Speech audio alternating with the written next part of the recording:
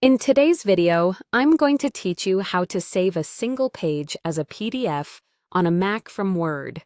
This is perfect when you only need to share one page from a longer document, like a form, an invoice, or a signature page, without sending everything else. First, open the Word document that contains the page you want.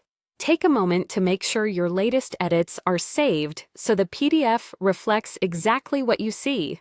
It's a small step, but it prevents accidental outdated exports. Now go to the top menu bar, click File, and choose Print, or simply press Command+P on your keyboard.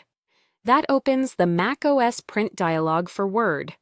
If your print window looks compact, expand it so you can see all the options. You'll need access to the page selection controls. In the Pages section of the print dialog, choose the setting that lets you specify which pages to print. Then select Pages and enter the single page number you want to export. Be sure you're using the page number as Word counts it in the document, not just what you think it might be. If you're already looking at the page you want, it can help to note its number before opening the dialog. This step is the key.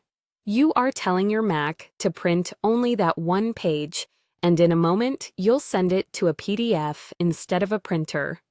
Look to the bottom left corner of the print dialog and click the PDF button. This button is built into macOS and is available across many apps, including Word.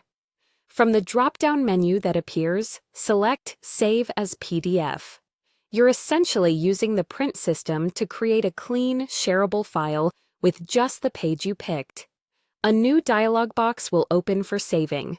Give your file a clear, descriptive name so it's easy to find later, and choose a location like your desktop, documents, or a project folder.